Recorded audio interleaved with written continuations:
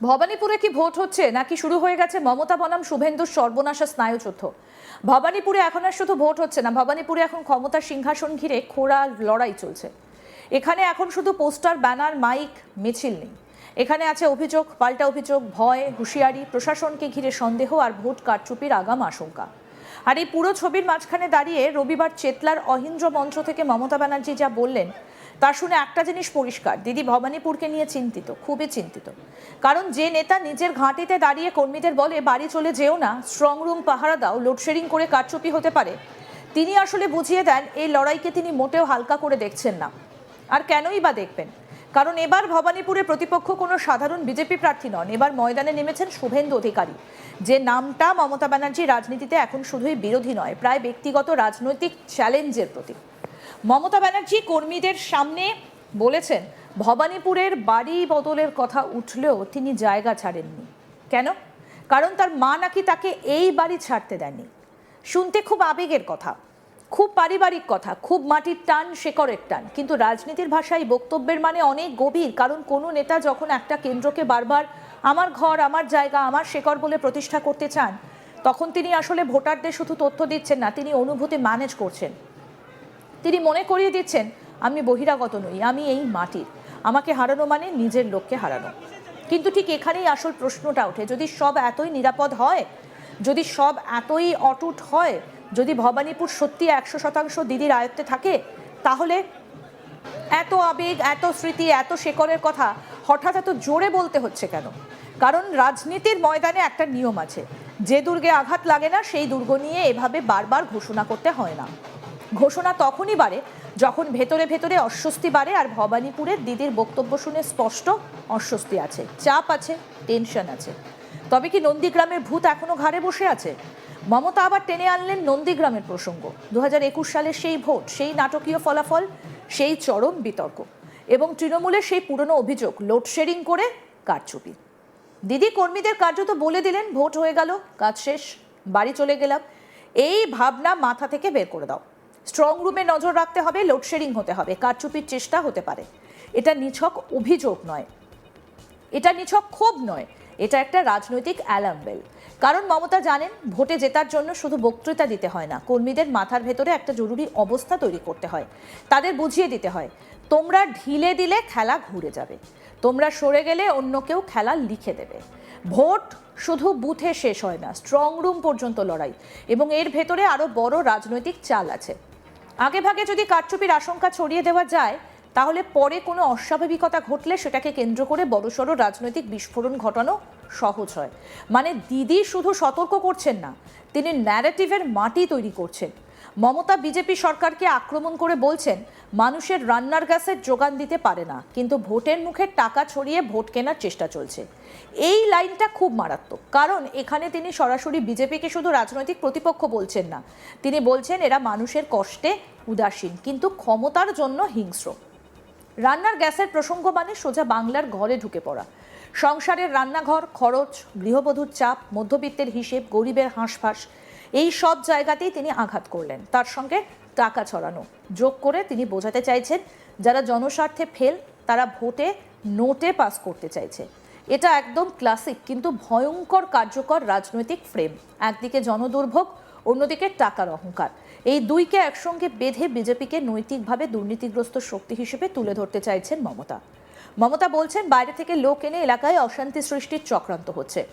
এই অভিযোগ বাংলার রাজনীতিতে নতুন নয়, কিন্তু যখন এই অভিযোগ মুখ্যমন্ত্রী নিজে করেন, তখন সেটা অনেক বড় বার্তা হয়ে যায়।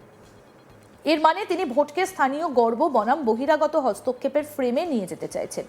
তিনি বোঝাতে চাইছেন, ভবানীপুরের লড়াই শুধু তৃণমূল বনাম বিজেপি নয়, এটা এলাকার মানুষ বনাম বাইরে থেকে ঢোকা শক্তি। এই লাইন খুব বিপজ্জনক, আবার খুব কার্যকর, কারণ এতে দলীয় কর্মীরা আরও বেশি রণমূর্তি নেয়। এলাকার ভোটারদের আকাঙ্ক্ষের মনে প্রতিরোধের বোধ তৈরি হয়, আর প্রতিপক্ষকে সহজে আক্রমণকারী বলে প্রজেক্ট করা যায়। দিদি খুব সচেতনভাবে এই ভাষা ব্যবহার করছেন, কারণ তিনি জানেন, ভবানীপুরে যদি ভোটকে শুধু উন্নয়ন বনাম উন্নয়নহীনতা রাখা হয়, তাহলে সেটা শুকনো লড়াই। কিন্তু যদি ভোটকে আমাদের পাড়া বাঁচাও ফ্রেমে নিয়ে যাওয়া যায়, তাহলে খেলা আবেগে গরম হয়ে উঠবে। মমতা বলে দিলেন, জয় বাংলা স্লোগান দেবার জন্য যাদের গ্রেফতার করা হয়েছে, তাদের পাশে দল আছে, আইনি সহায়তা দেওয়া হবে।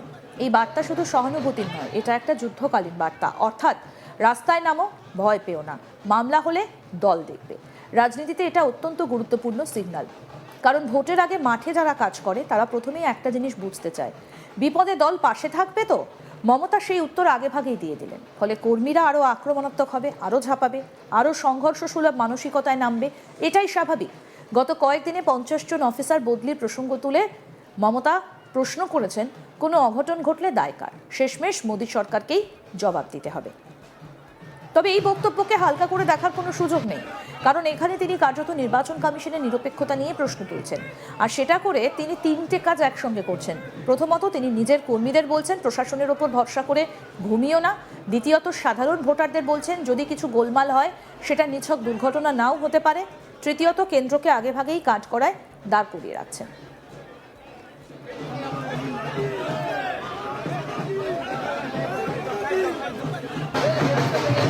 আমাদের প্রতিনিধি অনির্বাণ সিংহ রায় কি প্রতিবেদন তুলে ধরেছেন, আসুন দেখি। ইতিমধ্যেই নিজের ভোটের প্রস্তুতি শুরু করে দিয়েছেন মুখ্যমন্ত্রী মমতা বন্দ্যোপাধ্যায়ও। আমরা যা সূত্র মারফত খবর পাচ্ছি যে ইতিমধ্যেই কিন্তু একটি কর্মী সভার বৈঠক হয়েছে ভবানীপুর এলাকায়, এবং সেই ভবানীপুর এই মুহূর্তে লড়াই দেখতে চলেছে শুভেন্দু অধিকারী বনাম মমতা বন্দ্যোপাধ্যায় নন্দীগ্রাম। আমরা দেখেছিলাম 2021 সালে, এবং সেই সময় মমতা বন্দ্যোপাধ্যায়কে শুভেন্দু অধিকারী পরাস্ত করেছিলেন। সেই যে একেবারে বলা যায় যে লড়াই, সেই লড়াইয়ের পরে মমতা বন্দ্যোপাধ্যায় হারের পরে কিন্তু মমতা বন্দ্যোপাধ্যায় তিনি শুভেন্দু অধিকারী এবং বিজেপির ওপরে দোষ চাপিয়েছিলেন।